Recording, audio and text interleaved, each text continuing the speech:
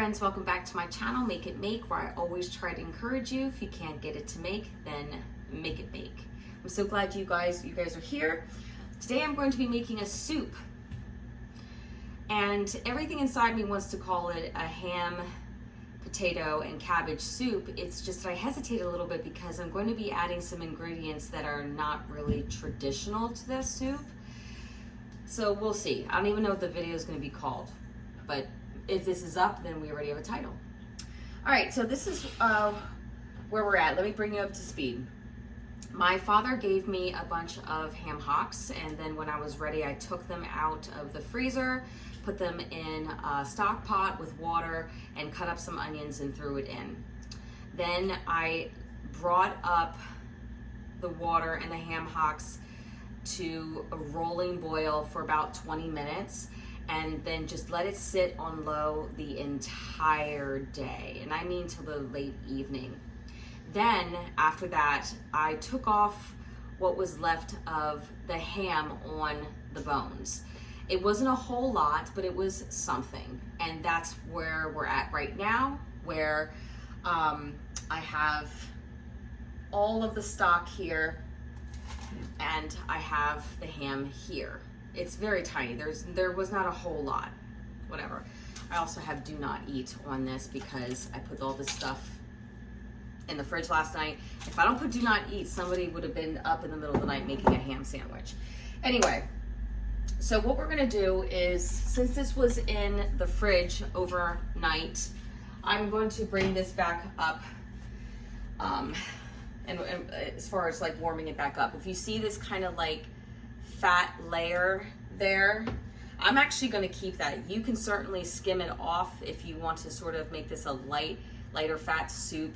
Again, if you know me, I like to keep the fat in it because the more calories for my kids, especially the ones that are picky,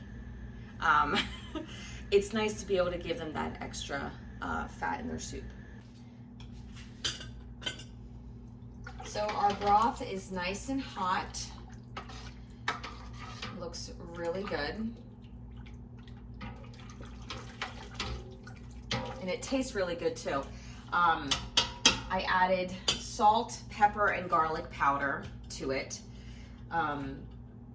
So you can add whatever seasonings you like. And actually, we're gonna add another seasoning.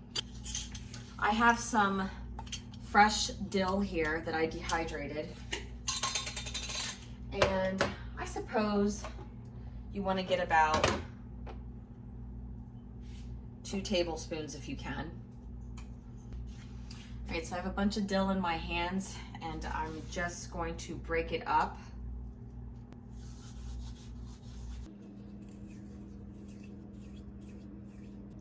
All right, so we have dill in here, salt, pepper, and garlic powder. And again, add whatever seasonings you like. Now I'm going to add some of my potatoes. These potatoes are Susie's potatoes. I love her potatoes. And this is gonna be kind of a gnarly looking soup because we've got little baby potatoes. We've got some wedges that I cut up and even some fun little like half spheres here. So I'm gonna add all of these potatoes to the soup.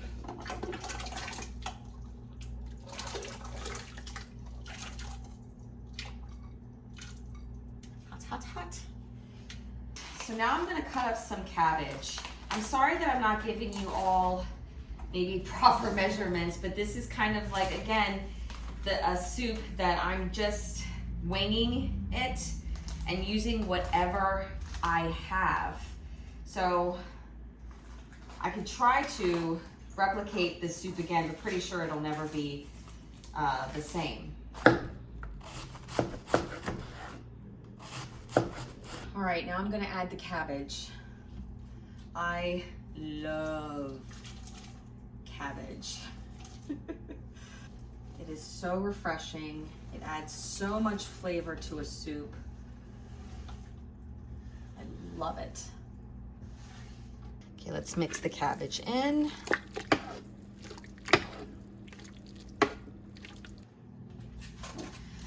Now I'm gonna add the ham. Again, it's not a lot. It's just like a little bowl of the ham shreddings. I'm using what I've got. Just using what I've got to make the soup.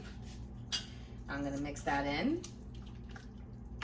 And if I need to add more of my ingredients, then I'll add more. I really want this to be a nice hearty soup.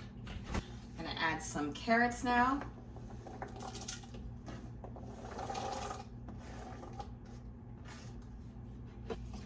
Now I'm gonna add some celery.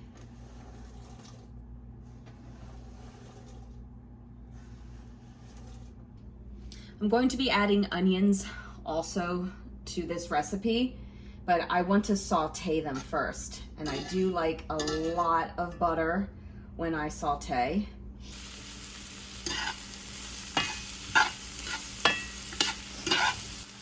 All right, our onions are nice and caramelized. We're gonna add our onions.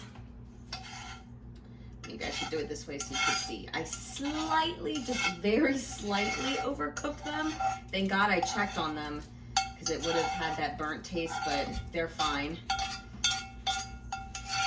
I don't want to be one of those YouTubers who make mistakes and don't tell you about it, but they should be fine. I made a video on this, on canning pumpkin, butternut squash, whatever you want to call it. I already opened it up. I want to add that. This is my non-traditional ingredient that I'm going to add because I think it's just going to put so much more nutrition in the soup as I splash my face and give it some depth. I'm going to add the next one.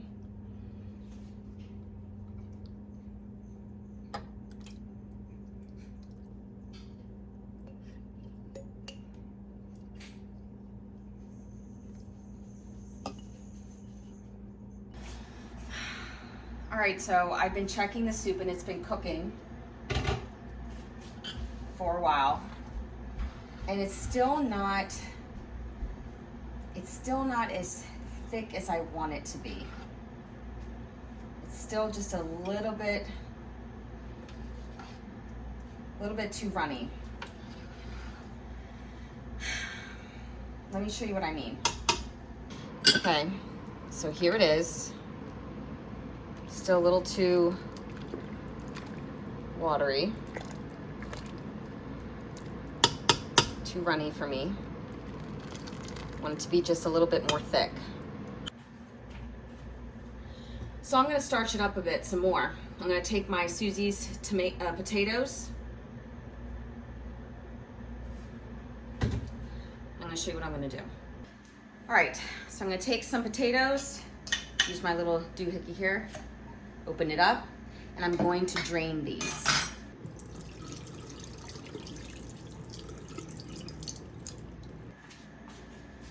Okay, now that the potatoes are drained, I'm going to put them in the blender, and then I'm gonna fill this up with the soup.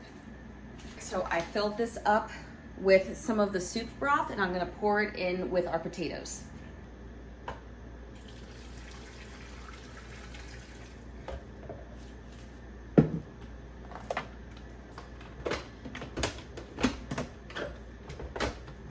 And I'm just gonna pulse it.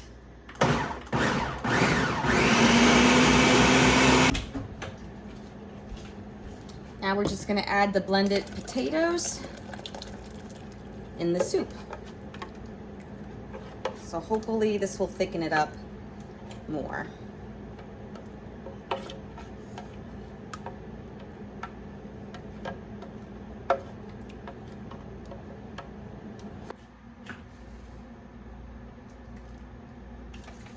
This is my second quart of potatoes.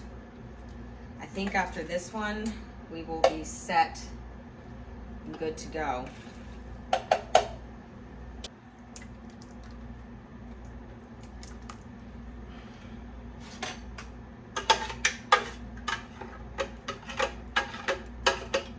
All right. Wait, hold on, let me help you with that.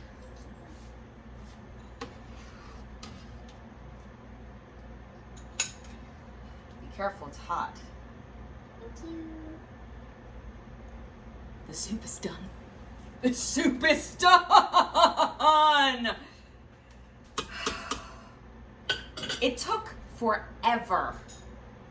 But it turned out great. Let me show you the consistency. This is what I have. And this is perfect.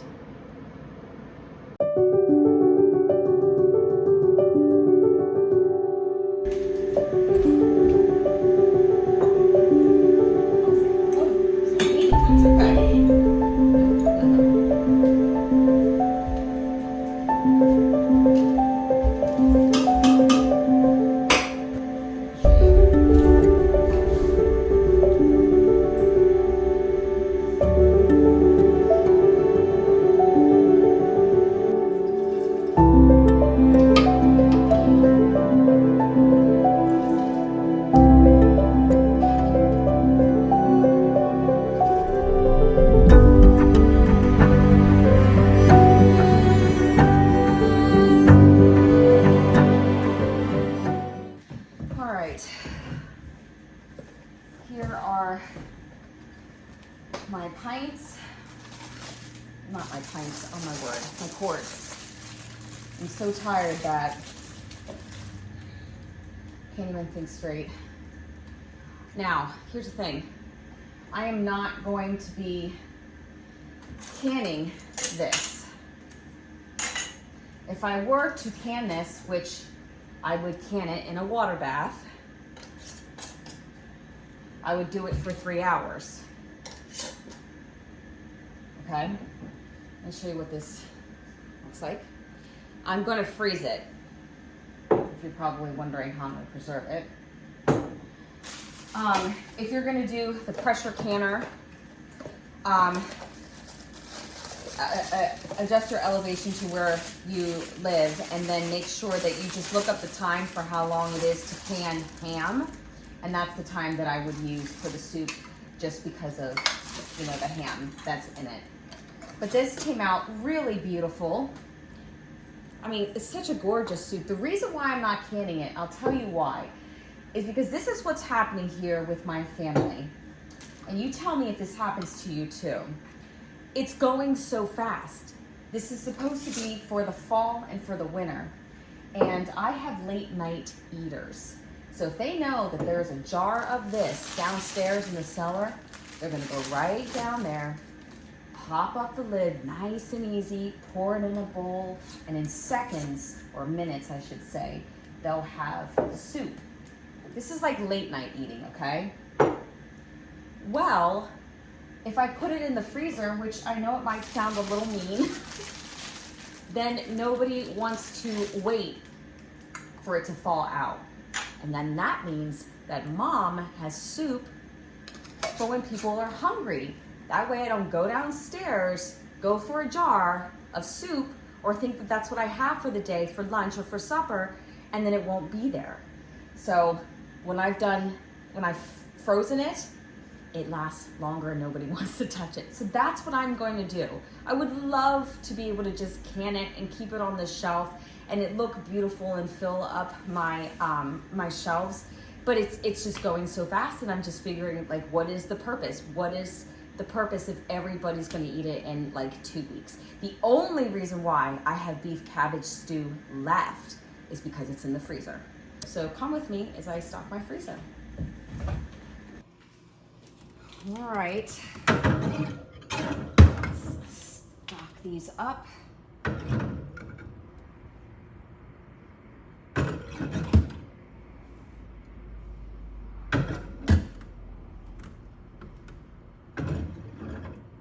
That way I'm guaranteed to have my soup.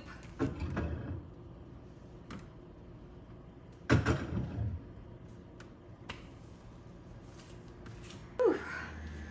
All right, friends, that is it for today. I hope you enjoyed this video. As always, take care and God bless.